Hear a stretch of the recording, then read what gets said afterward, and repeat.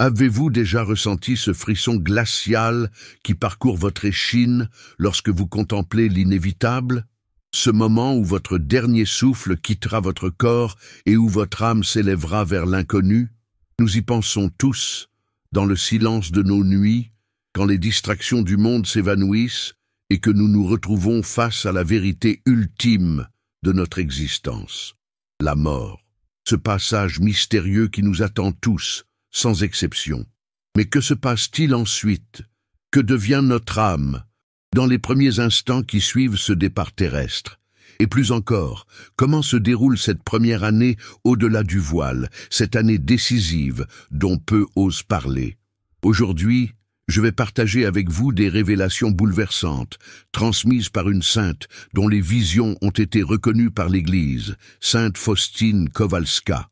Ces révélations pourraient bien transformer votre compréhension de l'au-delà et, plus important encore, votre vie quotidienne dès maintenant. Car, contrairement à ce que beaucoup pensent, le temps qui suit immédiatement notre mort n'est pas un simple état d'attente passive. C'est une période intense, vibrante d'activité spirituelle, où chaque âme commence un voyage dont les premiers pas déterminent souvent le chemin éternel. Vous qui cherchez la vérité sur ces mystères sacrés, qui aspirez à préparer votre âme pour ce voyage inéluctable, je vous invite à m'accompagner dans cette exploration des écrits mystiques de Sainte Faustine. Ces visions, accordées par la miséricorde divine elle-même, lèvent le voile sur ce que peu d'entre nous ont pu entrevoir. Le destin d'une âme durant sa première année après la mort. Sainte Faustine, cette humble religieuse polonaise qui conversait avec le Christ lui-même, a reçu des révélations si profondes qu'elles ont ébranlé sa propre conception de l'au-delà. Son petit journal, ce trésor de spiritualité que beaucoup d'entre vous connaissent peut-être, contient des passages qui décrivent avec une précision troublante les étapes que traverse une âme après avoir quitté son enveloppe charnelle. Avant de plonger dans ces révélations, je vous demande d'ouvrir non seulement votre esprit, mais surtout votre cœur. Car ce que vous allez entendre n'est pas simplement une information à connaître, mais une vérité à méditer, à intégrer dans votre vie de foi. Une vérité qui pourrait bien changer votre perception de chaque jour qui vous est accordé sur cette terre. Commençons par les premiers instants. Ce moment crucial où l'âme quitte le corps. Sainte Faustine nous révèle que ce passage n'est pas instantané comme nous pourrions l'imaginer. L'âme vit une forme de transition, un état intermédiaire où elle prend conscience de sa nouvelle réalité. Elle écrit dans son journal « J'ai vu comment les âmes quittent le corps. C'est une chose indescriptible. C'est une rencontre d'amour et de justice tellement intime. » Selon ses visions, l'âme se trouve d'abord dans un état de stupeur sacrée. Imaginez un instant. Toute votre vie, vous avez perçu le monde à travers le voile de vos sens physiques, comme à travers un verre obscurci. Et soudain, ce voile se déchire. Vous voyez pour la première fois la réalité spirituelle dans toute sa splendeur et son intensité. Les anges, les saints et surtout la présence divine elle-même, non plus comme des concepts abstraits ou des images pieuses, mais comme des réalités plus tangibles que tout ce que vous avez connu sur terre. Cette première rencontre avec le divin est si puissante que l'âme en est comme submergée. C'est l'instant du jugement particulier, ce face-à-face avec le Christ que notre tradition catholique a toujours enseigné. Mais Sainte Faustine nous révèle que ce jugement n'est pas comme un tribunal froid où un juge distant prononce une sentence. C'est plutôt une rencontre d'amour où l'âme, placée devant la lumière divine, voit elle-même toute sa vérité. Sainte Faustine écrit « J'ai compris que dès que l'âme a quitté le corps, elle se trouve immédiatement en présence de Dieu. Elle se voit telle qu'elle est, avec une clarté parfaite. Elle voit tout son état intérieur comme Dieu le voit. Elle ne peut se cacher ni se déguiser. Cette vision de soi dans la lumière divine est le premier grand choc de l'âme. Sur terre, nous sommes experts dans l'art de nous justifier, de minimiser nos fautes, de détourner notre regard de nos zones d'ombre. Mais dans cette lumière, aucune illusion n'est possible. Vous voyez chacun de vos actes, chacune de vos pensées, chacune de vos omissions avec une lucidité parfaite. Vous comprenez leurs conséquences non seulement sur votre propre vie spirituelle, mais sur celle des autres. Et c'est là que commence véritablement le processus de la première année après la mort. Car selon les visions de Sainte Faustine, cette année est cruciale pour de nombreuses âmes, particulièrement celles destinées au purgatoire. Le purgatoire, mes chers frères et sœurs en Christ, n'est pas un lieu géographique comme nous l'entendons sur terre. C'est un état de l'âme, un processus de purification. Et Sainte Faustine nous révèle que les premières expériences de l'âme dans cet état sont marquées par une profonde nostalgie de Dieu. Ayant entrevu la beauté divine lors du jugement particulier, l'âme est désormais consumée par le désir de s'unir pleinement à cette source d'amour infini. Mais ses imperfections, ses attachements terrestres non résolus, l'en empêchent encore. Imaginez la soif là, plus ardente que vous ayez jamais ressentie, multipliez-la par 1000, par 1 million, et imaginez que la source d'eau pure est visible, mais que vous ne pouvez pas encore l'atteindre. Cette soif spirituelle est la première grande souffrance de l'âme au purgatoire, et elle est particulièrement intense durant les premiers mois. Sainte Faustine décrit comment les âmes lui apparaissaient, implorant ses prières. Elle écrit « Je vis une âme qui se séparait du corps dans d'atroces souffrances. Je vis comment les esprits de ténèbres et les anges de lumière se disputaient cette âme. Je priais plus ardemment, et l'âme reçut soulagement et paix. » Cette première période est aussi marquée par ce que Sainte Faustine appelle la révélation des conséquences. L'âme voit, avec une clarté douloureuse, comment ses actions sur terre ont affecté les autres. Chaque blessure infligée, chaque occasion de charité manquée, chaque parole dure prononcée, tout cela apparaît non comme des actes isolés, mais comme des ondes qui se sont propagées dans la vie des autres, parfois sur des générations. C'est une vision qui peut être déchirante, mais elle est aussi empreinte de la miséricorde divine, car cette connaissance n'est pas donnée pour tourmenter l'âme, mais pour l'aider à comprendre la nécessité de sa purification. Et c'est là que se révèle l'importance capitale des suffrages, ces prières, messes, aumônes et sacrifices que les vivants offrent pour les défunts. Sainte Faustine a reçu des visions extraordinaire sur la puissance de ces suffrages, particulièrement durant la première année après le décès. Elle témoigne « J'ai vu comment les prières des vivants soulagent ces âmes comme une rosée céleste. Certaines âmes reçoivent plus de secours que d'autres, selon les prières offertes pour elles et selon la volonté de Dieu. Et c'est ici, mes chers amis, que votre rôle devient crucial. Car selon les révélations reçues par Sainte Faustine, les premières semaines et les premiers mois après, le décès d'un être cher constitue une période où vos prières ont une efficacité particulière. C'est comme si, durant cette période, les liens entre notre monde et celui de l'au-delà étaient encore particulièrement vivants, permettant à nos suffrages d'atteindre plus directement ces âmes en processus d'adaptation à leur nouvelle réalité. Sainte Faustine a même reçu des instructions précises sur les prières les plus efficaces pour ces âmes nouvellement séparées de leur corps. La première est plus puissante et sans conteste le saint sacrifice de la messe.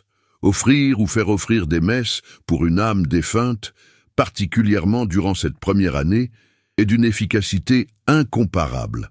Elle mentionne également la puissance du chapelet de la divine miséricorde, cette prière qu'elle a reçue directement du Christ. Quand on récite ce chapelet auprès d'un mourant, écrit-elle, la miséricorde infinie enveloppe cette âme, et cette protection s'étend au premier temps après la mort, comme un bouclier contre la sévérité de la justice divine. Mais revenons au voyage de l'âme durant cette première année.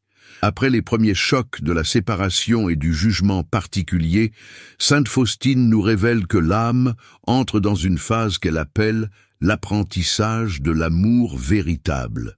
Sur terre, même nos actes les plus charitables sont souvent teintés de motivations mixtes, recherche de reconnaissance, satisfaction personnelle ou simple habitude. Au purgatoire, l'âme apprend progressivement à purifier ses intentions, à aimer comme Dieu aime, gratuitement, totalement. Cette purification est parfois douloureuse, car elle implique de renoncer à des habitudes de pensée et des attachements profondément enracinés. Mais à mesure que ces attachements se dissolvent, l'âme ressent une liberté et une légèreté croissantes. C'est comme si, progressivement, elle apprenait à respirer l'air raréfié des hauteurs célestes. Un aspect fascinant des révélations de Sainte Faustine concerne la perception du temps dans l'au-delà. Pour nous qui sommes encore enchaînés au temps linéaire, il est difficile de concevoir comment une âme vit cette première année après la mort. Sainte Faustine suggère que le temps, tel que nous le connaissons, n'existe plus pour ces âmes. Et pourtant, il existe une forme de progression, un cheminement spirituel qui peut être mesuré. Elle écrit: pour ces âmes, un moment peut sembler une éternité quand elles sont dans la souffrance, mais ce même moment peut aussi passer comme un éclair quand elles reçoivent une consolation divine. Cette distorsion du temps explique pourquoi certaines âmes décrivent leur purgatoire comme très long, tandis que d'autres le perçoivent comme relativement bref, bien que, mesuré selon nos critères terrestres, il puisse s'agir de la même durée. Vers le milieu de cette première année, selon les visions de Sainte Faustine, beaucoup d'âmes traversent ce qu'elle appelle la nuit obscure du purgatoire. C'est un temps où l'âme semble plongée dans une obscurité spirituelle, où même le souvenir de la lumière divine, entrevue lors du jugement particulier, semble s'estomper. C'est l'épreuve de la foi dans sa forme la plus pure. Cette période est particulièrement éprouvante, mais elle est aussi profondément transformatrice. C'est dans cette nuit que l'âme apprend à aimer Dieu pour lui-même, et non pour ses consolations.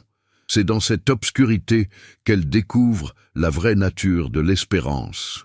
Entéologale, cette vertu qui nous fait désirer Dieu comme notre bien suprême, même quand nous ne ressentons pas sa présence.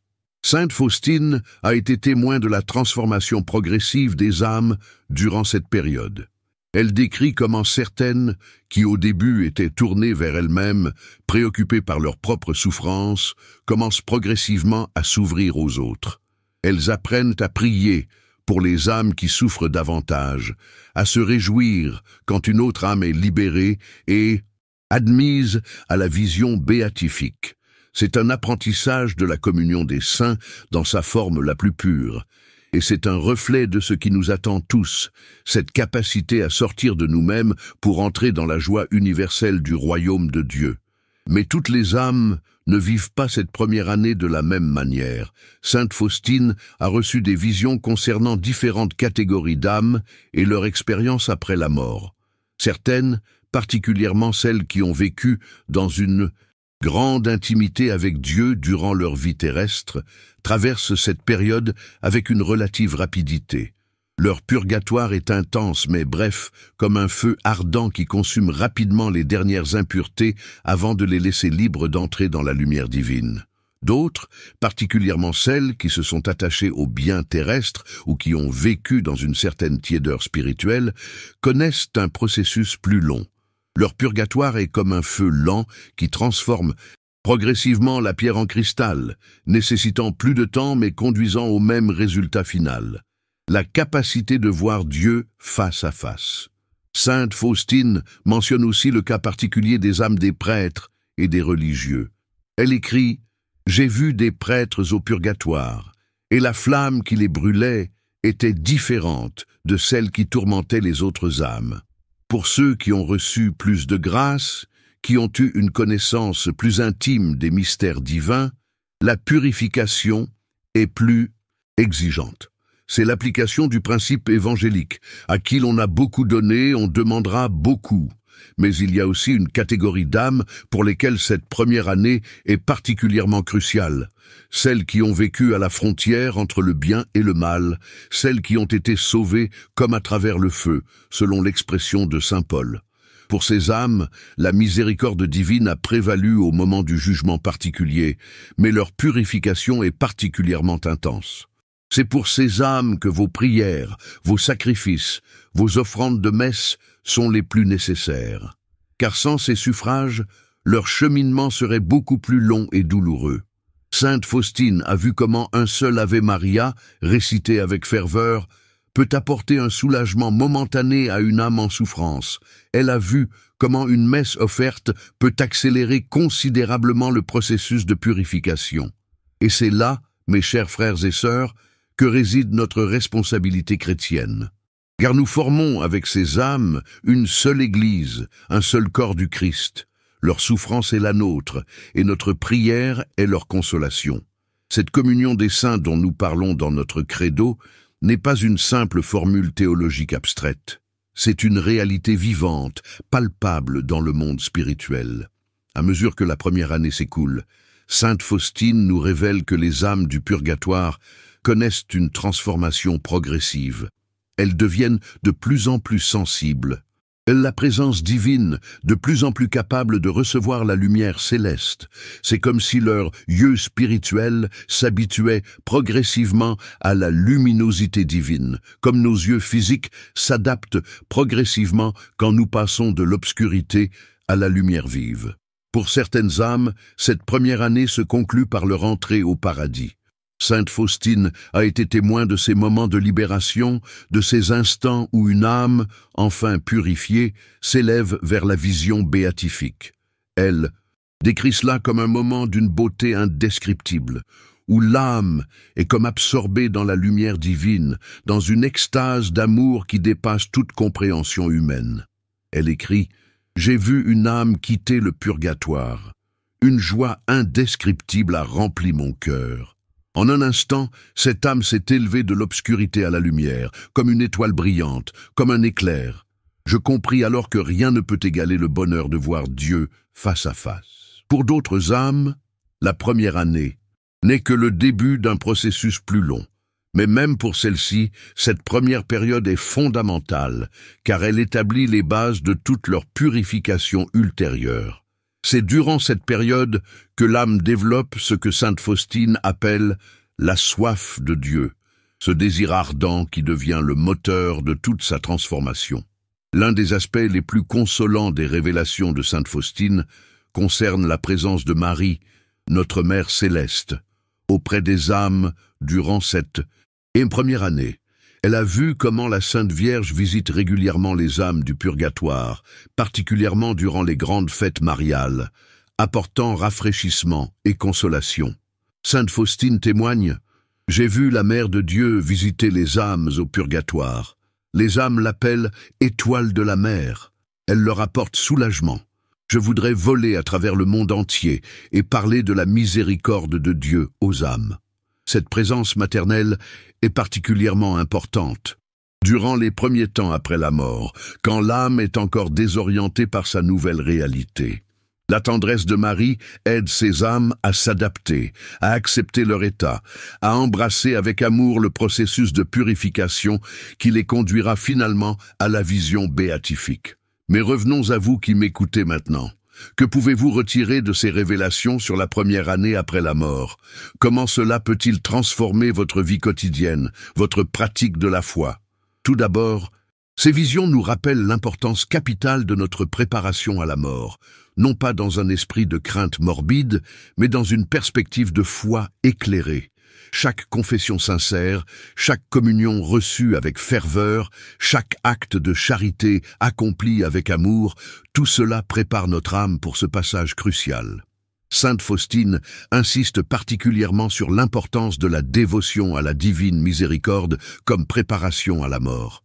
Elle a reçu du Christ cette promesse extraordinaire.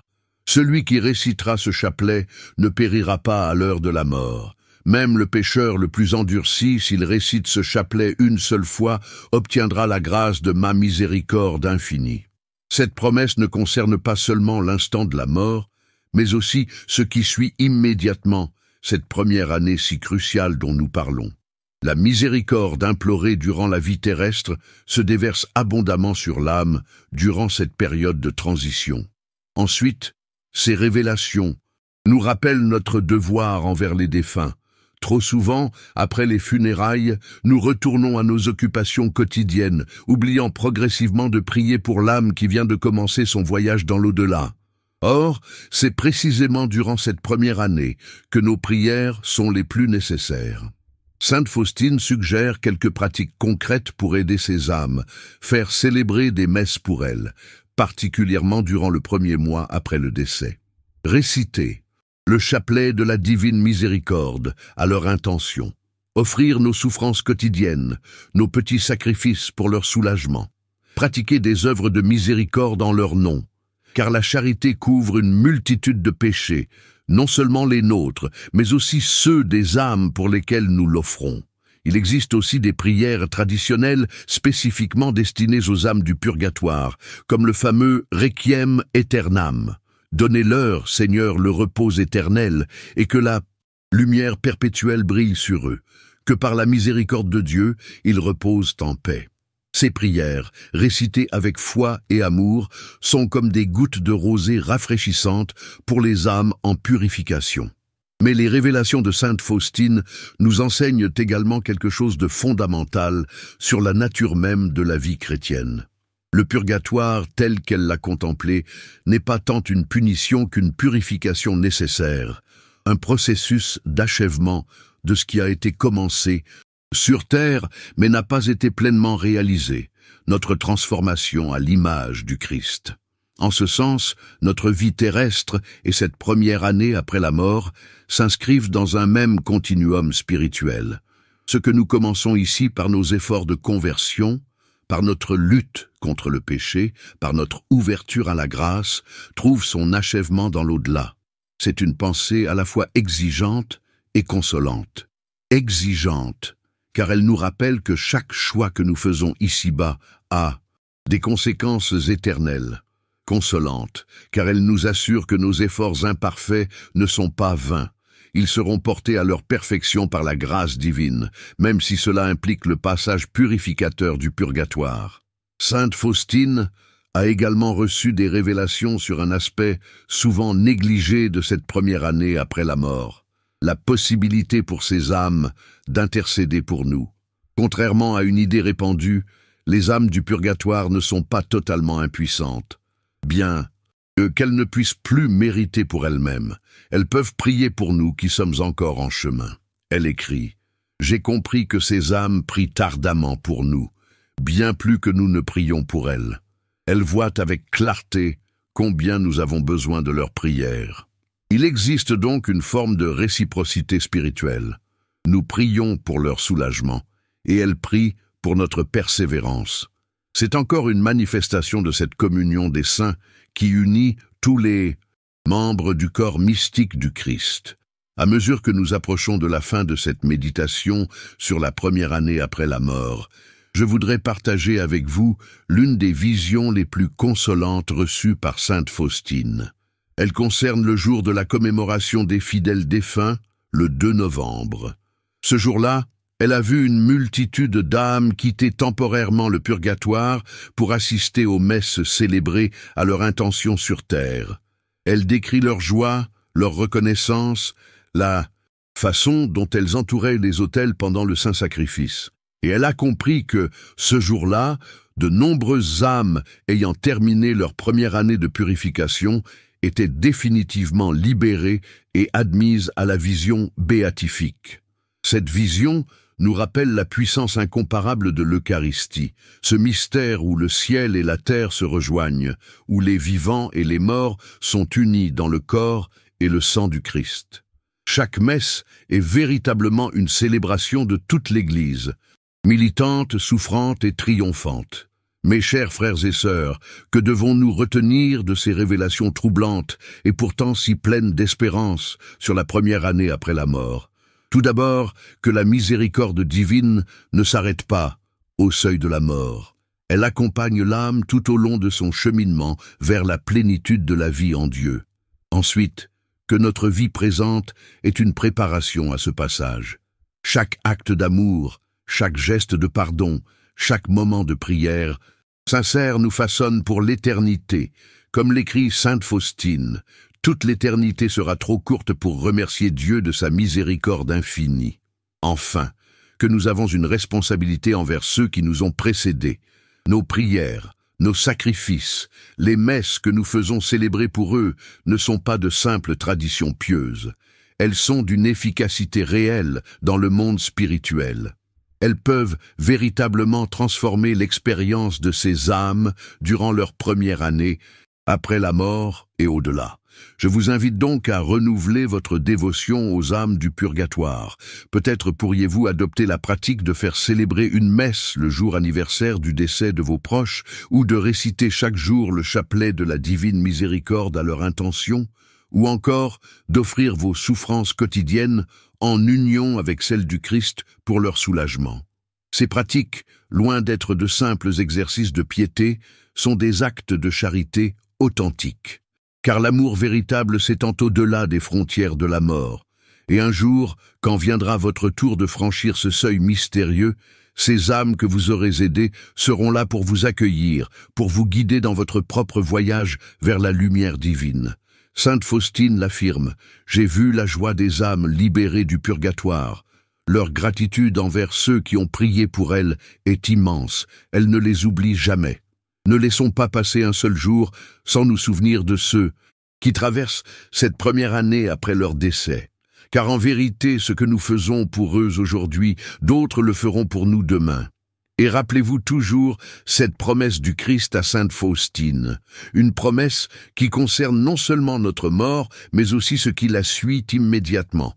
Ma miséricorde est plus grande que vos péchés et ceux du monde entier. Qui peut mesurer ma bonté ? Pour vous, je descends du ciel sur la terre. Pour vous, je me laisse clouer sur la croix. Et pour vous, je laisse ouvrir mon sacré cœur par une lance, et j'ouvre ainsi une source de miséricorde pour vous. Cette source de miséricorde jaillit encore aujourd'hui, pour vous, pour vos proches défunts, pour toutes les âmes qui traversent cette première année décisive après leur mort.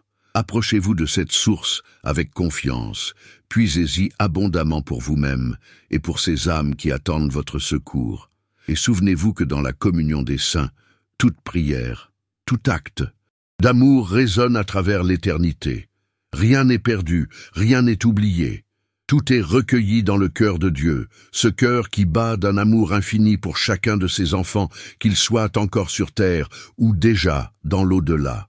Je vous confie tous à la miséricorde divine, à ce cœur transpercé d'où jaillissent le sang et l'eau, source de vie et de sanctification, que par l'intercession de Sainte Faustine, apôtre de cette miséricorde, vous puissiez vivre chaque jour dans la conscience vive de ces réalités éternelles. Et n'oubliez pas, la mort n'est pas la fin, elle est un passage, le début d'un voyage dont la première année est cruciale, mais dont l'aboutissement est cette joie éternelle que Sainte Faustine a entrevue et qu'elle nous décrit avec des mots qui dépassent notre compréhension terrestre. Prions ensemble pour que, quand viendra notre heure, nous soyons préparés à ce passage, et que, soutenus par les prières de ceux qui nous aiment, nous puissions traverser cette première année après la mort dans la paix et l'abandon confiant à la miséricorde divine. Ne manquez pas notre prochain vidéo qui apparaît maintenant sur votre écran. Cliquez sur le quart et plongez dans les profondeurs des révélations célestes qui illumineront votre chemin de foi. Que la divine miséricorde vous accompagne et vous guide, aujourd'hui et pour l'éternité.